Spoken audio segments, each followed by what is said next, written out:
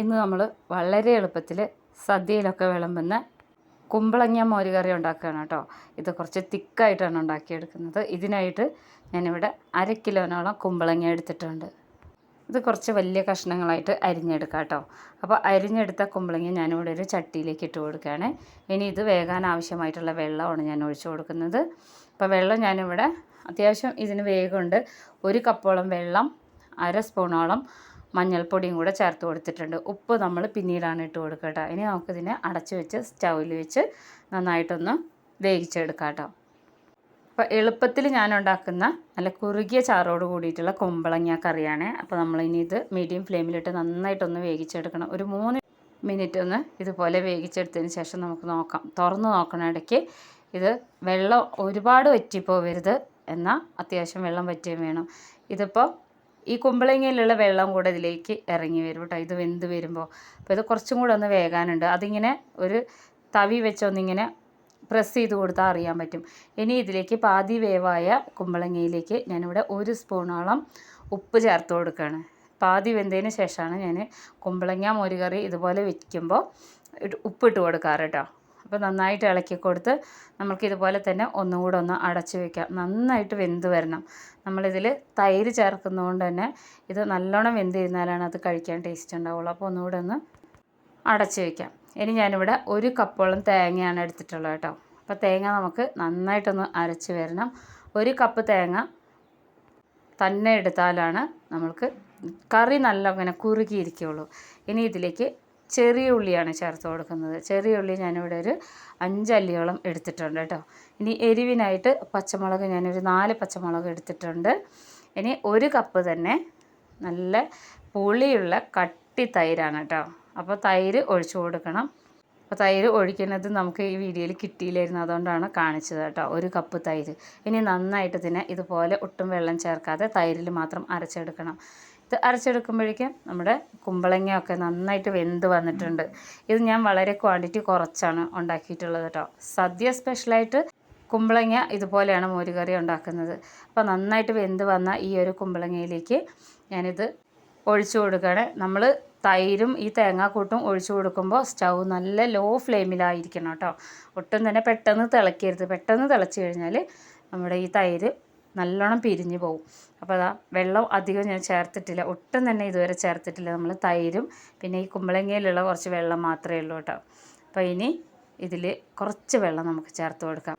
ഞാനിവിടെ ഒരു 3/4 കപ്പോളം വെള്ളം കൂടെ ചേർത്ത് കൊടുക്കുന്നുണ്ട്. തൈരെടുത്ത അതേ കപ്പ് തന്നെയാണ് കേട്ടോ ഇത്. അപ്പോൾ അതും കൂടെ ചേർത്ത് കൊടുത്ത്, ഇല്ലെങ്കിൽ ഇത് ചൂടാറി വരുമ്പോൾ നല്ല ഇങ്ങനെ ടൈറ്റായിട്ട് വരും. നമ്മളിതിൽ തൈരാണ് ചേർത്തേക്കുന്നത്. അപ്പോൾ കുറച്ചും കൂടെ ഇതുപോലെ വെള്ളം ചേർത്തതിന് ശേഷം മീഡിയം ഫ്ലെയിമിലിട്ട് ഇതുപോലെ തന്നെ ഒന്ന് തിള വരുന്ന വരെ ഇളക്കി കൊടുക്കണം കേട്ടോ.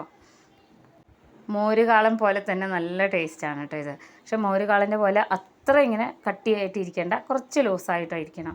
സാധാരണ നമ്മൾ ചോറിൻ്റെ കൂടെ കറി വയ്ക്കുന്ന കുമ്പളങ്ങ മോര് കറീനെക്കാട്ടിലും കുറച്ച് വ്യത്യസ്തമായിട്ടാണ് ഇത് ഉണ്ടാക്കുന്നത്. ഒരുപാട് ലൂസാവുകയും ചെയ്യരുത്, ഒരുപാട് ടൈറ്റ് ആവുകയും ചെയ്യരുത്. അപ്പോൾ ഇതാ ചെറുതായിട്ടിതാ തിള വന്നുകൊണ്ടിരിക്കുന്നുണ്ട്. അപ്പോൾ ഇത് നന്നായിട്ടൊന്ന് തിളയ്ക്കുന്നത് വരെ നമ്മളിതിൽ തേങ്ങ ചേർത്തുകൊണ്ടാണ് കേട്ടോ. ഒന്നും ചൂടായിട്ടില്ലെങ്കിൽ തേങ്ങ പെട്ടെന്ന് ചീത്തയായി പോവും. അപ്പോൾ അതുകൊണ്ട് തന്നെ ഇതിങ്ങനെ ഇളക്കിക്കൊണ്ടേയിരിക്കണം. നല്ലോണം ഒന്ന് തിള വരുന്നത് വരെ ഇതുപോലെ കൈയെടുക്കാതെ ഇളക്കിക്കൊണ്ടിരിക്കണം. ഞാൻ ഇങ്ങനെയാണ് ഉണ്ടാക്കാറ് കേട്ടോ. അപ്പോൾ ഈ ഒരു സമയത്ത് നമുക്ക് ഉപ്പൊക്കെ നോക്കാം. ഉപ്പും പുളിയെല്ലാം നോക്കണം. നന്നായിട്ടൊന്ന് തിള വരുന്നുണ്ട്. തിളയ്ക്കുന്നതിനനുസരിച്ച് ഇതുപോലെ ഇളക്കിക്കൊണ്ടിരിക്കണം കേട്ടോ.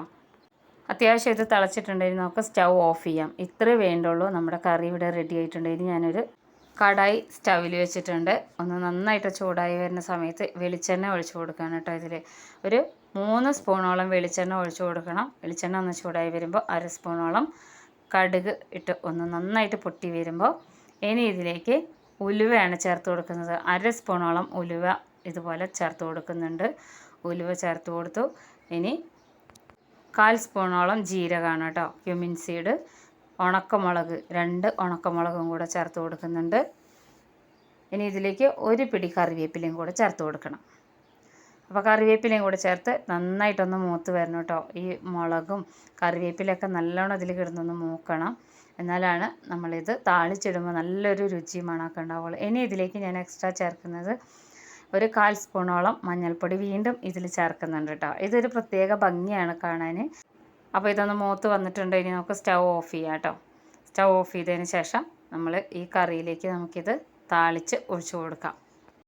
അപ്പോൾ കറി നേരത്തെ തന്നെ ഞാൻ സ്റ്റൗവിൽ നിന്ന് ഇറക്കി വെച്ചിട്ടുണ്ട്. ഇതിലേക്ക് ഒഴിച്ചു കൊടുക്കാം, മുഴുവനായിട്ടും ഒഴിച്ചു കൊടുക്കാം. നല്ല കളറാണ്, നമ്മളിതിൽ മഞ്ഞൾ ചേർത്തുകൊണ്ടാണ് കേട്ടോ ഇങ്ങനൊരു കളറ്. ഇനി ഇത് ഇളക്കി എടുക്കുമ്പോൾ ഒരു പ്രത്യേക കളറാണ്, കാണാൻ നല്ല ഭംഗിയാണ്.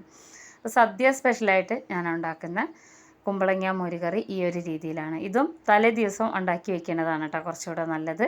അപ്പോൾ നമ്മൾ വളരെ ടേസ്റ്റി ആയിട്ടും വളരെ ഈസി ആയിട്ടുള്ള കുമ്പളങ്ങ മോരുകറി സദ്യ സ്പെഷ്യൽ ഇവിടെ റെഡി ആയിട്ടുണ്ട്. ഈ ഓണത്തിന് എല്ലാവരും ഉണ്ടാക്കി നോക്കണം, വളരെ ടേസ്റ്റിയാണ് കേട്ടോ. ഇഷ്ടപ്പെട്ട ഫ്രണ്ട്സിനൊക്കെ ഒന്ന് ഷെയർ ചെയ്ത് കൊടുക്കണം. അതോടൊപ്പം നമ്മുടെ ചാനലൊന്ന് സബ്സ്ക്രൈബ് ചെയ്ത് വെക്കണേ. ഇതുപോലെയുള്ള ഈസി റെസിപ്പീസുമായിട്ട് അടുത്ത വീഡിയോയിൽ